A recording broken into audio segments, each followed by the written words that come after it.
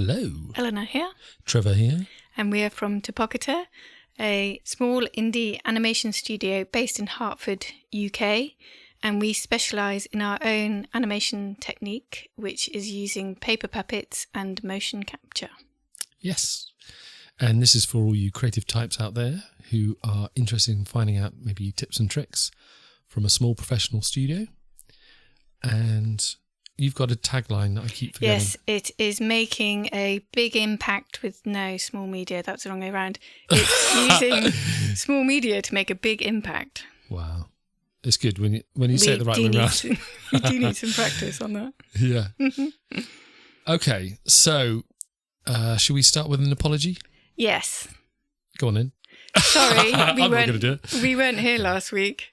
We missed a week, and I know we've done that once before because we went on holiday. Yeah. But that wasn't the case last week, and we're just so snowed under, which is an excuse, but not good enough, really. Not good enough. And, well, we are a working studio, so it does mean that we do have to fit the podcast into our working week, which is why it's not a 3-hour podcast. And we're learning about how to schedule that in. How to structure the weeks, How to structure the week. And I think we're going to end up doing a podcast about podcasting in the future. Yeah. Because of what we've learned along the way. Yeah. And one of them is how not to miss an episode. Yes, yeah. So, but there was other news last week. What was that? I'm pretending I don't know. We heard we'd won some funding from Innovate UK, which is research and innovation from the government. Yes. UK government, which is fantastic. Amazing, fantastic. Actually. Yes. Very exciting. So I kind of think that, well, there was sort of deadlines and stuff like that. So that's why we... Okay, yeah. So, I mean, it's a pretty good excuse, isn't it? Yeah. I don't know. Maybe not. But yes, that it's really exciting for Gala's Gift because it means that we can... That's funding for innovation in the web book. Yes. So that means that we're going to explore how people share the web book and how it's monetized. And at future podcasts, we will be. Yeah. So that project is going on for 5 months. So at some point, we will be sort of dipping into that and then hopefully telling you all about that. Absolutely. But that also highlighted another idea for a podcast we had about funding, about applying for grant funding. Yes. You've had quite a good hit rate. But basically that is because I'm really picky. Yes. It takes such a long time doing these applications that basically you need to make sure you think you're absolutely right for it. All right. So that's a little taster. So we'll be talking about that another time. Well, I think a lot of people will be really interested in that. Yeah. Because there are definitely techniques. Yeah, and also for my former career, which is architectural glass. Yes. So it's not to do with the digital screen media at all. I managed to bag a few grants as well. So it's it goes across a few, it's all small studio stuff, but so that should be good. So you've got quite a broad outlook on the whole funding process. Yeah. So that's for the future. But for now. This is episode 16. 16. And it is called Marketing Creatively. Yes. So I don't know what you think about marketing, listeners, but we originally, we used to think of marketing as quite a daunting, dark art. And time-consuming. And not in our brain space at all. Yeah. And I mean, I remember going to a marketing convention at the Barbican and there's some quite big companies there. And it didn't make it any less daunting, to be honest. It just meant, right, how do we actually compete against some of these huge companies that are spending... I mean, one example was a company called Wonderbly that over the course of 2 years, just 2 years, it was spending £11.5 million on Facebook advertising alone. Mm-hmm. So that kind of gives you a little taster of the sort of budgets that were in place. And Wonderbly... They create personalised printed books for children. Yeah. So, and that's the budget for Facebook advertising over a couple of years. So you kind of wonder how you can compete. But since that... Yeah, we're not close to that. We were shocked at that at the time. And we've since spoken to others in sort of different sort of related spheres, and apparently that's normal. Yeah, well, there's one guy we're speaking to who's quite high up in the games development industry, and they're working for quite a big studio. And yeah, that's small change. It's quite shocking, actually, how much money goes into... The spend on marketing is just huge, isn't it? So that's why you need to be creative about it as a small studio. Exactly. So how can a small studio compete with the behemoths of those sort of companies? And I think we got excited relatively recently, I think, because we're thinking about how we're going to market Gaudo's gift. Yeah, so there's something specific in our minds. Yeah. And something has changed, which we're going to talk about, but it's actually, rather than feeling slightly... despondent and energy levels drop suddenly and it's all too daunting, I feel quite energized. I feel quite excited about it. Yes. So something's happened. Well, we have read a lot, marketing books, and we have seen a lot of videos. There's been a lot of snippets on snippets. Yeah, I get loads of Facebook reels that I see that mainly one particular guy, as soon as the algorithm's detected you're kind of interested in a particular person, it just bombards you with that sort of video. So it's Rory Sutherland, who was a big advertising guy, worked for one of the big advertising agencies. And he's a bit of a marketing guru. Yeah. And it's refreshing to listen to him because he puts it in terms that mean that it isn't as daunting, isn't as dry. He has interesting takes on various aspects of marketing. And about the data as well, because always we've heard it's about the data. That's one good example, data isn't measuring, and that's just a huge job in itself, isn't it? Data collection, yeah. Data collection, and then compiling it, and then making it into something you can use, and then figuring out how you're going to use it. And his take on data is that that's okay and everything, and you can understand why companies do it. There is a place for it. There is a place for it, absolutely. But you're basically analysing the past. So, yes, you can maybe see trends. And you're also analysing averages. Yes. So if you're going to use the average, you're going for the average. Yeah, so he's always wary of using data as gospel. And the same with market research, actually. You can go out and you can test things with the general public.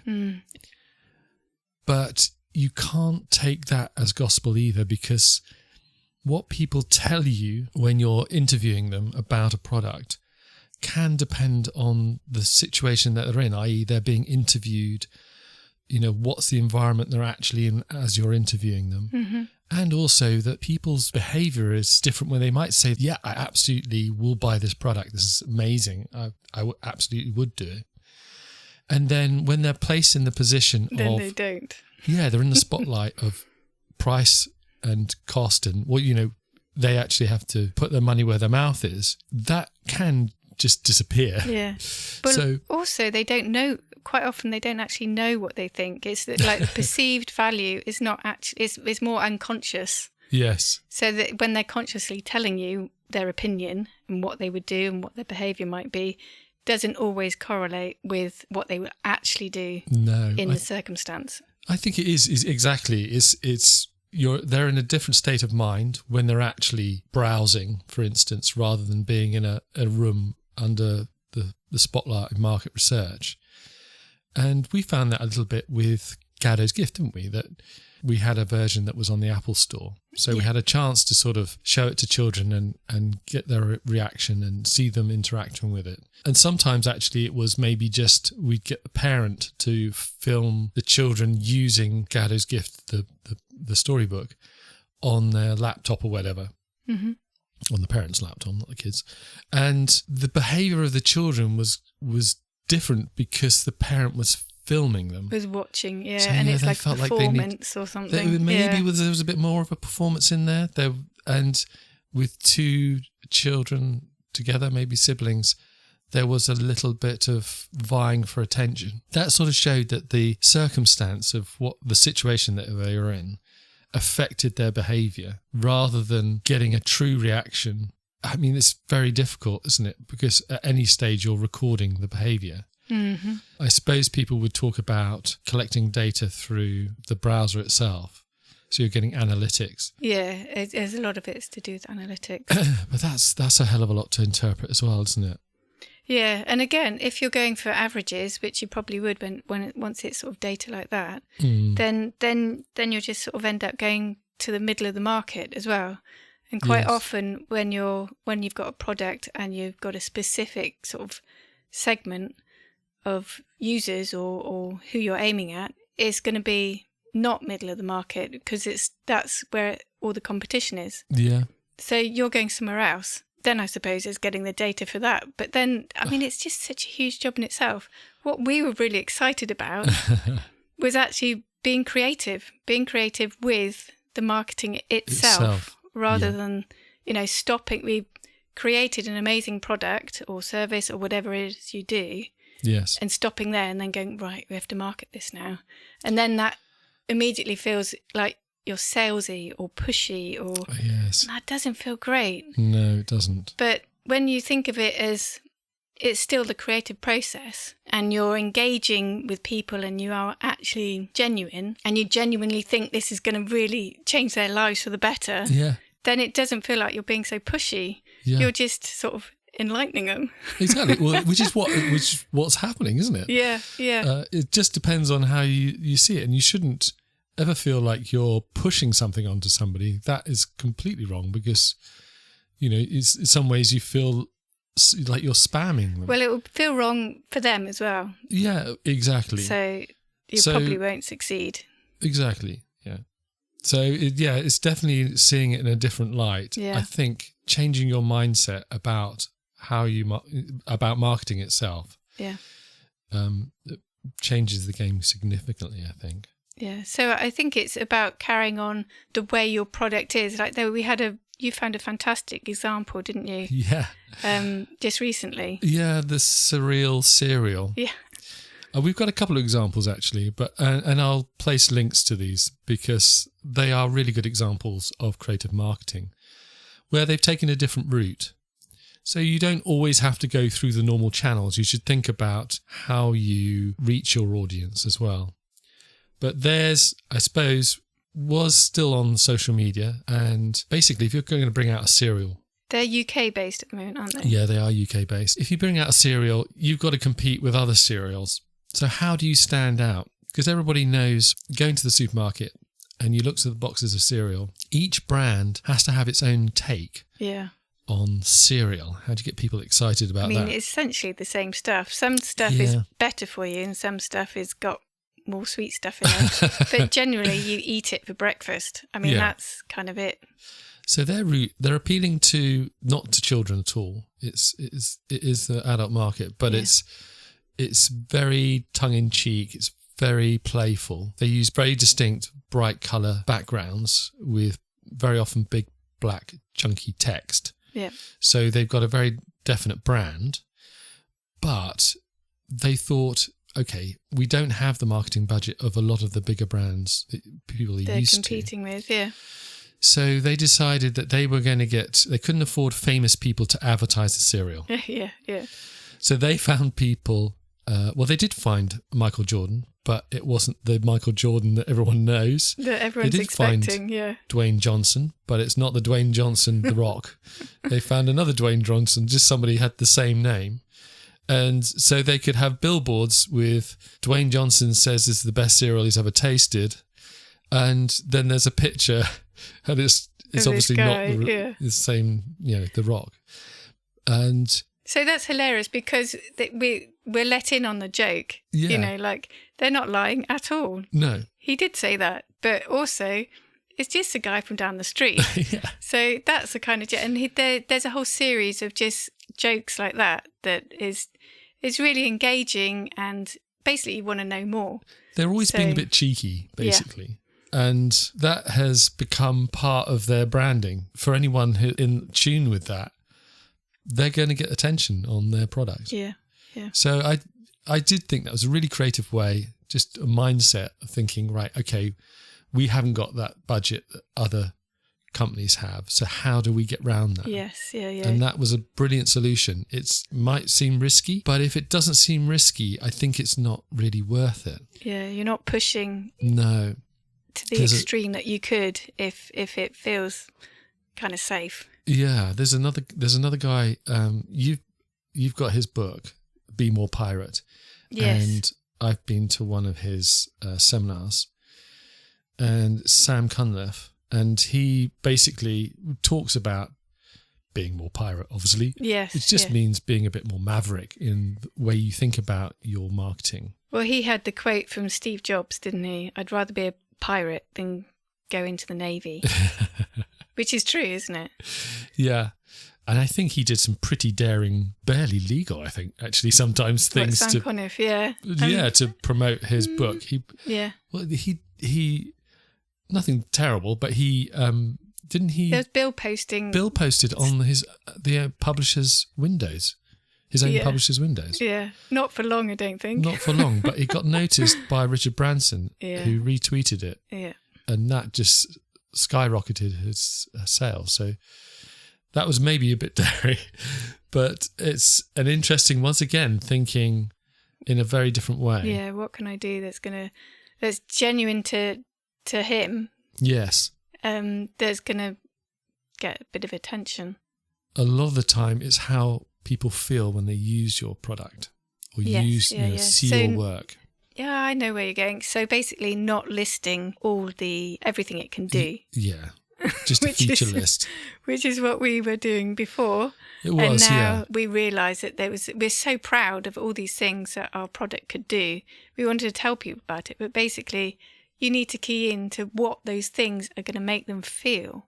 Yes, and that's the memory. Yes, I thought there was a good little example of that. Very, very small anecdote. I think it was a TV thing I was seeing, that was Paul Smith, the fashion designer. Oh, yeah.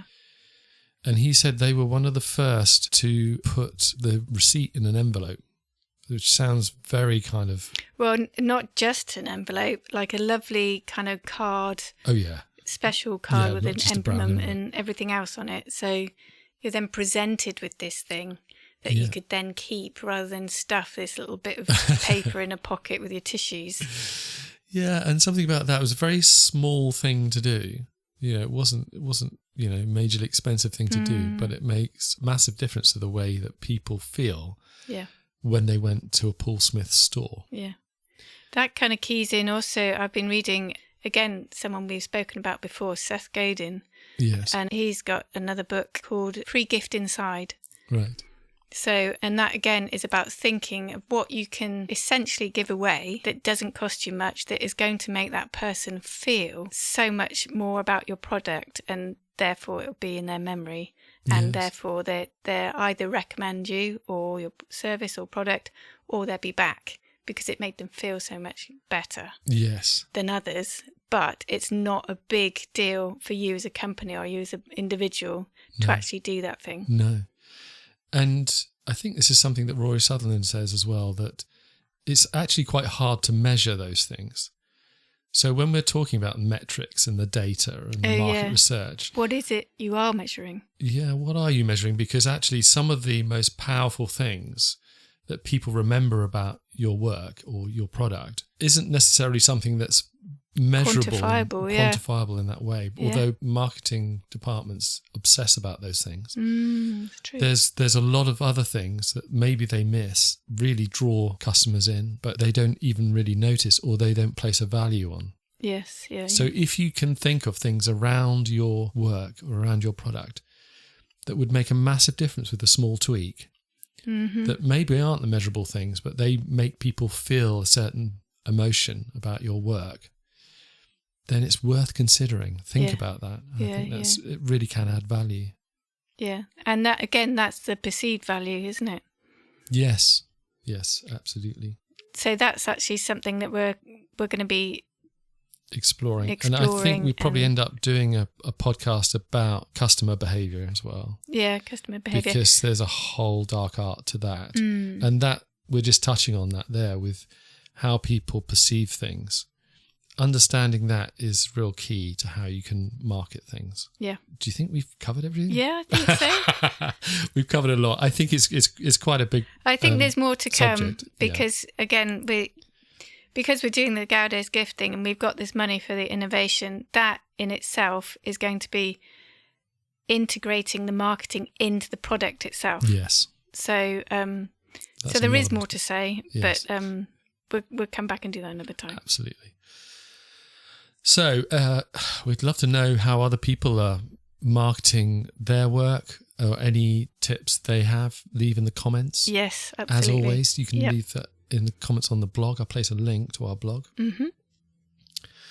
But also, what else? I mean, there's so many things we're supposed to say at the end of a podcast. There is. One of them is, please recommend this podcast to other people that you think would benefit or enjoy. Yes. You could join our mailing list. Yes. I think that's about enough for now. Yeah, that's probably enough. Check us out anyway. Well, okay. Thank you for listening. Thank you for listening. We'll leave it there. We'll leave it there. See you next week. See you next week. Promise. Definitely next week. Okay. Thank you. Okay, thanks. Goodbye. Bye. Bye.